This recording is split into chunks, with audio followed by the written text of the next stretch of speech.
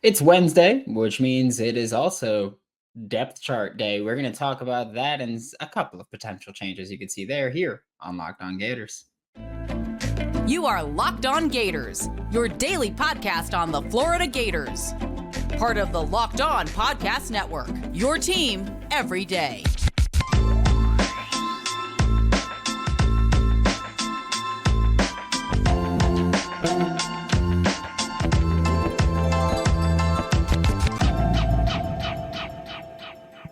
Hello and welcome back to another episode of Locked On Gators, part of the Locked On Podcast Network, your team every day. Thanks for making Locked On Gators your first listen of the day. We are available daily and free wherever you listen to the podcast. Happy Wednesday. I'm Brandon Olsen. Find me on Twitter at WNS_Brandon. Find all my written work with Whole Nine Sports, Giants Country, NFL 33. Before we get into the depth chart, reminder, later this episode is going to be joined by Hayden Hansen, Florida Gators starting tight end, who he's going to be here every single week of the season. Very excited for that. And if you have not yet signed up for Florida Victorious, do so. And if you want to save 20% off your first month, sign up with code LOCKED, LOCKED, and save 20% off your first month with Florida Victorious. But now getting into the depth chart, I'm going to be honest. I don't think this is a team that needs many changes on the chart itself. Maybe we can start talking about depth guys if we think Jamari Lyons should be seeing more snaps or Najee Harris should be seeing more snaps, which he's going to continue to do. But I think at the starting offensive line is really the only changes I would suggest, which is one, not a suggestion, Kingsley Aguakin at center. He's back. Like they've said, hey, he's going to be back this weekend. That's going to be a change that you're probably going to see again tonight when the depth chart comes out, probably in about 12 hours from the time that this comes out. But yeah, he's back from injury. He dealt with an ankle injury. He sprained his ankle, I believe it was about a week or two before the season. It was questionable for the Utah game. He came out for workouts with a boot still on his right leg. And so they were just like, hey, you know what? Nope, he can't go. McNeese State, I was told it was like, hey, very touch and go. And they were just like, hey, you know what? If it's touch and go, probably shouldn't risk an injury in that McNeese State game, which is how Florida approached most of their injuries, really. For most of the injuries that were there for the McNeese State game, pretty much everybody that was even questionable, they were like, yeah, we're not going to risk it, which is the right thing to do. So that's kind of the approach they've taken so far. And with Kingsley Aguakin back from injury, I'd expect him to get the start over Jake Slaughter, who has been pretty solid. I'm not going to pretend Jake doesn't deserve playing time. In fact, I would expect them to play at least probably a little bit, especially while Kingsley is still getting back to full speed.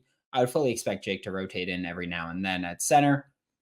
I will say this also, because I know I'm not the biggest Kingsley Aguakin fan. I understand that. I acknowledge that. I think he's average, but he has penalty issues which bring him down for me. As I believe in 2021, 2022, he was the most penalized offensive lineman at the Power 5 level over those 2 years.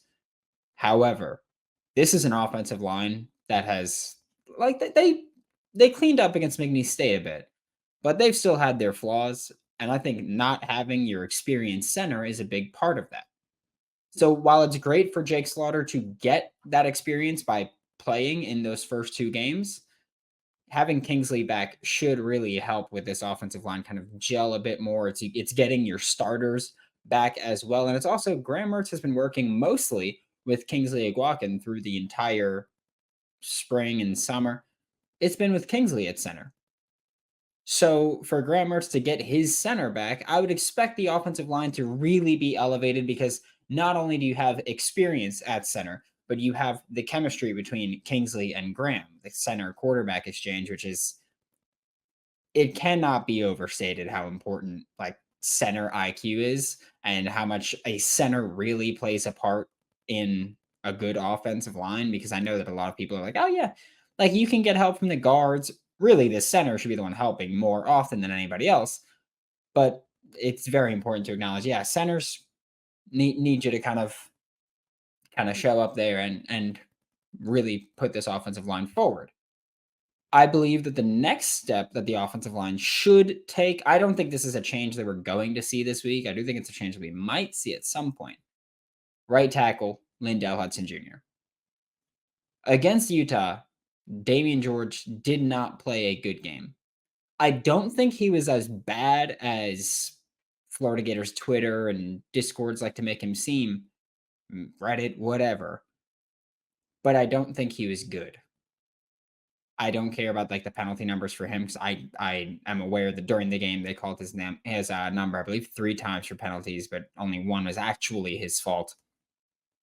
So I don't think Damian George deserves too much hate there. I thought Lindell Hudson would have won the battle at right tackle, and I thought that Damian George was going to go to guard, which is still a possibility. I know someone asked me the other day if Damian George is a guard. I think he's better at guard, or I think he would be better at guard than tackle, but at the very least, for the time being, he's the Florida Gators starting right tackle. Lindell Hudson will be rotating in. That's one of the reasons that I don't care too much about it. I'd prefer Lindell Hudson starting. I know that Lindell Hudson is still going to play at least. Also, I do think that in all fairness, it's important to acknowledge that Damian George had a rough game against Utah. He improved against McNeese State. I understand it's McNeese State. All that's I don't care. People with brain cells acknowledge you can improve. Like, yes, you're playing weaker competition. That doesn't mean you didn't improve. I believe Damian George improved against McNeese State. And if he continues to do so, then yeah, he should keep the starting spot. And again, maybe some of that is just the chemistry gelling together. It could be a lot. But for me right now, like I would prefer Lindell Hudson Jr. starting at right tackle. Again, not going to be super pissed if he's not, because I do know that the expectation should be to have 7 to 8 offensive linemen playing every week. It should be your starting 5. And then you should see Najee Harris rotating in. You should see Lindell Hudson rotating in. And I think we should be seeing Jake Slaughter rotating in as well every now and then. So you can have Austin Barber, Richie Leonard, Kingsley Iguakin, Micah Mazuka, and Damian George with your rotational guys of Najee Harris, who, by the way, has been awesome. Lindell Hudson and Jake Slaughter rotating in. So that could be your starters, and that could be your 8-man rotation on the offensive line. And that's fine with me. Like, I think the Florida Gators do have, like we are talking about all offseason, they're going to go 7 to 8 deep. And I think that they're kind of figuring out who those 7 to 8 are. Hopefully at some point, maybe against Charlotte, we see Rod Kearney get some in-game reps. I'd like to see that. But again, if it ain't broke, don't fix it. But we are about to be joined by Hayden Hansen. Before Hayden joins us, though, for a championship team, it's all about making sure that every player is a perfect fit. And it's the same when it comes to your vehicle. Every part needs to fit just right. So next time you need parts and accessories, head to eBay Motors. With eBay Guaranteed Fit, you can be sure every part you need fits just right the first time around. Just add your ride to my garage, look for the green check to know the part will fit, or your money back, because just like in sports, confidence is the name of the game when you shop on eBay Motors. And with over 122 million parts to choose from, you'll be back in the game in no time. And after all, it's easy to bring home a win when the parts fit just right. Get the right parts, the right fit, and the right prices on ebaymotors.com. Gator Nation, let's ride. eBay Guaranteed Fit is available only to U.S. customers. Eligible items only. Exclusions do apply. Joining me now for Locked On Gators, like he does every Wednesday, is Hayden Hansen, Florida Gators starting tight end now. That's a new one we get to add here. Very happy about that one. Congratulations there. But I need to ask a more important question first. How does it feel to lead the entire game in kick return yardage? Man, I would have never ever guessed that my whole life I would get a chance to do that. But I mean, the opening kickoff, it was just it was a God thing, man. Like I was like, these guys have nothing to lose. This could be like a squib or something. And I saw the kicker kind of switch his hips. I was like, okay, there's no way he's booting this to Trevor now. So I stayed in and caught it. And y'all saw I almost stumbled at first. I got a little too excited. And but I mean, I got what I could. I think the first return went for maybe 10. But yeah, I was excited about that. Yeah, what went through your mind as you just saw that kick coming your way? Were you just like, oh, this is happening? Like, yeah, I was like, okay. At first I acknowledged it for about 2 seconds. So I'm like, dang, this ball's in there for a while. I don't know if I should fair catch it or not. I was like, nah, it's my first chance, first start to swamp. I take this to the house. So yeah, it felt like it was in the air for like 5 minutes, dude. Yeah, I feel like you can't fair catch. Like, I'm sure the coaching staff is probably like, "Oh, fair catch it. It's in the air." But at Yeah. the same time, like from your point of view, it's just like never gonna get this chance again. Of course, you did at halftime again, or after their score in the fourth, actually. But yeah, you got the chance there. Have you told the staff to just permanently put you back? Be like, hey, don't put Trevor out there. Just trust me, I got it. Yeah, after the game, Coach Callis, our special teams coordinator, drove by me in the parking lot. I was like, I think you lead the team in return yards now. I was like, yes, sir. So I mean, it was a cool little moment. Yeah, it was wild to see because I was like, all right, like this game should get out of hand pretty quick. And first, I was like, is that Hayden returning that kick? But I mean, just going from the Utah game to the McNeese State game, what was probably the biggest change for the team? Because I know that during the Utah game, there were some just I don't know how to word them other than just boneheaded penalties with like the two number threes and stuff like that. And I know that Billy Napier said, hey, we're going to kind of turn up the intensity in practice this week going into the McNeese State game. So just what was the biggest change for you there? Yeah, I mean, the chip on our shoulder.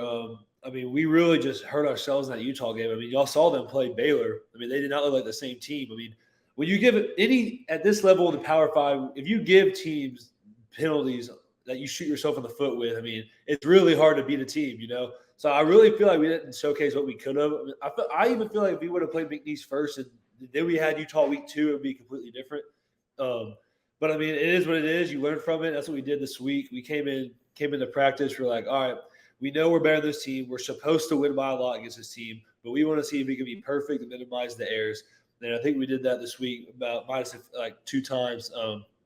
And the other big difference is, I mean, our fans, man. I mean, I know they're frustrated. I know they won a national championship, and we're working hard for y'all. We're trying to make that happen. But I mean, 88,000 against a team that doesn't even travel their fans. That was strictly 88,000 Gator fans. That was insane. I mean, we went to Utah. They're ranked 14. They had like 50,000.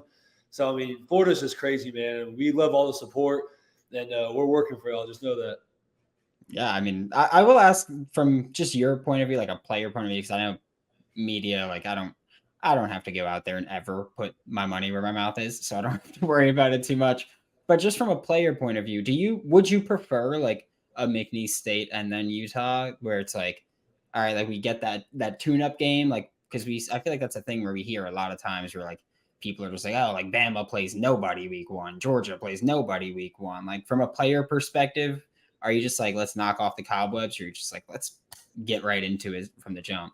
So, I mean, there's pros and cons to both sides. I mean, you open up like a team like Utah that's ranked top 15, you see where you stand with the best of the best right off the bat, and you see where your weaknesses are. In our case, it was obviously the penalties and mental errors. But I mean, open up against McNeese State, you execute, you do all the stuff, you get a little big headed, go into Utah week 2, thinking, okay, we're going to be good, and then all of a sudden get smacked because you're not used to it. So I mean, there's pros and cons to everything. But I mean, me personally, it really doesn't matter. I mean, I would have preferred it this year just because we have a great immersion and a lot of new people in the offense and stuff. But I mean, it is what it is, and we're definitely locked in, ready to go undefeated for the rest of the schedule.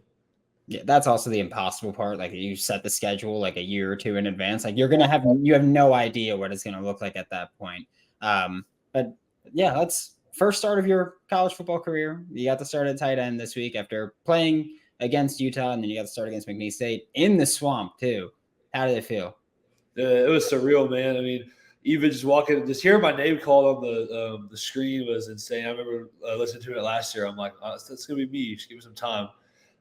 So that was kind of a close circle moment. And then the going out there for a return, just hearing all the fans cheer, and then all of a sudden seeing the ball come my way, I was like, yep, this is meant to be, you know. So yeah, I would like to imagine that in your head you were kind of just like that Patriots returner that one time is like the offensive lineman, like just like, oh, come on, just let me tuck and run somehow. But you played 21 snaps again, or offensive snaps against Utah, played 40 against McNeese State. Was there any point where you were just like this is a little gassing here at this point? Because I mean, I feel like you were out there just like nonstop against McNeese State once we hit like halftime. Yeah, so I mean, we practice so hard, man. Napier does such a good job replicating the game and so much faster in practice to where you're really like, this is so much easier than a Tuesday, Wednesday practice, you know. So I mean, I wasn't as tired as people would think. But I mean, I was definitely a little more tired than Utah because I had doubled the snaps. But I mean, I had lesser routes against McNeese too, so I mean that helped as well. But I mean, we do such a good job in practice, up in the tempo and stuff, to where the game's really easy. So Everyone should be empowered to care for themselves and their loved ones during the unexpected. That's why Jace Medical offers the Jace case. The Jace case provides 5 life-saving antibiotics for emergency use and gives you peace of mind so that you're not just hoping that you have access to medication in an emergency. Jace Medication makes sure that you have the medication in hand. Jace Medical is simple. They handle everything from the online evaluation to licensed pharmacy medication delivery and ongoing consultation and care. Don't get caught unprepared. Save more than $360 by getting these life-saving antibiotics with Jace Medical, plus an additional $20 off by using code Locked On at checkout on jacemedical.com. That's JASE medical.com with the promo code Locked On. Yeah, and I mean, you obviously last year was your redshirt freshman year, or true freshman year now, redshirt freshman actually on the field consistently now starting. Have the more experienced tight ends like Dante Sanders, Jonathan Odom, even Keon Zipper, have they like really helped you kind of, I guess, step into a larger role now? yeah, I mean Dante's my guy, man. Ever since I came in here, he's taken me under his wing. He showed me from a veteran's perspective. I mean, we're really alike. I mean, he came in as the tight end, then he switched to D line, then he switched back. So I mean, he kind of understands the position change a little bit, and he's always giving me tips on how he handles situations and stuff. And we got each other's back. You know, I get gassed, he'll come in for me. He gets gassed, I'll go in for him. It's just a solid rotation, and we're ready to help the team any way we can. Can I ask about Dante for a second? Just like I feel like it's not talked about enough how insane and even Griffin McDowell was on the team last year. Just like the body transformations some of these guys go. Like Griffin McDowell went like tight end to O line to D line to like he went everywhere, or he ended at tight end. And Sanders, tight end to D line to tight end. He's lost 40 pounds over the past 2 years. Like it is insane what some of you guys go through. Like, I don't think people understand. Like that's insane. Yeah, I mean, Dante doesn't get enough credit for just how much of a freak he really is, man. I mean, that dude's got some of the biggest heads I've ever seen. Like, you'll go to dap him up, and be like, "Dang, your fingers just covered mine." You know, that's not every day, you know. But I mean, he's really good. He's dependable. He's got the length. He's quick. He can really play anywhere. I mean, any spot he wants. And he was just personally for me. I mean, he's just been great for me, showing me how to work and step into a bigger role. So I'm appreciative of him. Yeah, what's it been like to kind of go from, because you're thought of as you know you're the Y, you're the blocking tight end here, where the offense seems to be throwing it a little bit more than last year. So it's a bit. Is there any change from your side of things? Where like last year it's just like, yeah, we're just gonna pound the rock incessantly, and then against Utah threw the drop back like 51 times. McNeese State obviously ran the ball more, but is there any kind of change that's felt from your side of things, just schematically going a little more passing? I mean, I feel like this depends on week to week. I mean, I wait to get called in on the sideline for 12 personnel. So I mean, it really just depends. I just feel like it's more of a game plan type of thing. Did you watch AR's debut at all? Yeah, I was very proud of him, man. He got his first rushing and passing touchdown. Yeah. Was it kind of like a tight end's dream to see that his rushing touchdown was out of 14 personnel? Was that something you're like, oh wow, all right, let's do it, Nate? We finally ran 14 personnel in the game. I couldn't believe him. I couldn't believe my eyes, man. I'll tell you something. It was beautiful to see. But also in the game against McNeese State, you got to play with your roommate Scott Isaacs. Just how cool was that for you guys to be like, yeah, we literally lived together, we play the same position, practice together, and then got on the field together? Yeah, I mean, so Scott, he's definitely different, man. I mean, he's under the radar, came in as a walk-on, man, and I mean, walk-on, people don't understand how hard walk-ons have to work. I mean, you walk in, nothing's given to you. No one's expecting anything of you. You go in, you wait for your time, you work hard. I mean, Scott's there every day at practice, waiting for his opportunity. Just like me, we both redshirted last year. We both developed and gotten a lot better. We both understand the system now. And I was just waiting. Once the score got up to about 4 or 5 scores, I was just looking at it. I was like, "You ready, bro? Like, get in there." And then they put him in, and then they ended up calling me in there with him. It was like, "All right, this is kind of cool, you know." And then I saw he almost had his first catch. The ball was a little behind him, but I mean, I was excited for him, man. I mean, he worked so hard. A lot of guys on the team work so hard, man. But you can only play so many, So when they get those chances, I mean, it's awesome to see that. Yeah, I will also say that just from a nerd side of things, it was very fun for me to see. I know Jonathan Odom was the target on it, but it was fun to see. I know we talked about it last year, like PA, like boot slide, and I know that Keeter was the one that scored on it in the spring game last year. Yeah. I don't remember seeing it a single time during the season, so it was fun to see Odom be the intended target on it there. That's just completely irrelevant nerd thing that I felt like I had to bring up. But obviously, you got to watch AR. Do you normally get to watch the NFL at all on Sundays, or are you kind of just like footballed out after practicing all week and then playing Saturday? That takes some getting used to for sure. But I catch like maybe a half a quarter of the noon games, and then because we have lift groups and stuff like that. So I mean, I'll watch some highlights on my phone on Red Zone. I'll make it back for Sunday night games and stuff like that. But I do miss the majority of afternoon games and stuff like that. But I just stay updated with ESPN and stuff like that. Did you watch the evening night on Sunday with Giants Cowboys? Yeah, we them boys. Yes, sir. Yeah, I'm a Giants fan. That's rude as hell that you just that you just came out here and did that. That one hurt me. But before I do let you go, I have one more question for you because I know we talked about this last year. 2K came out. Do you have the build set up yet? Are you good with it yet? No, I don't have it yet, man. Because last year I feel like I got it too early, dropped some cash on it. My build got outdated like that. So, but I mean, I'll tell you the game I'm really geeked out for. Like, I'll go total nerd over like, anyone with this game. UFC 5. When that drops, man, it's over. It's over for everyone. Anyone that's watching this, you let me know. I'll put any type of money on it you want. I'll get knockout first round. I'm taking you up on that. I don't give a damn. I'm taking you up on it. I'll see you once it comes out. But thank you so much, Hayden. This is Hayden Hansen, Florida Gators starting tight end now. Catch him every week on Locked On Gators and every Saturday playing for your Florida Gators. Thanks for making Locked On Gators your first listen of the day. We are available daily and free wherever you listen to the podcast. We'll be back tomorrow. It's crossover Thursday, baby. Eric Kane, Locked On Balls. Gonna be here. We're gonna be duking it out for Locked On Gators. I'm Brandon Olsen. Don't forget to follow me on Twitter at WNS_Brandon. Find all my written work with Whole 9 Sports, Giants Country, NFL 33, and I'll see you all tomorrow.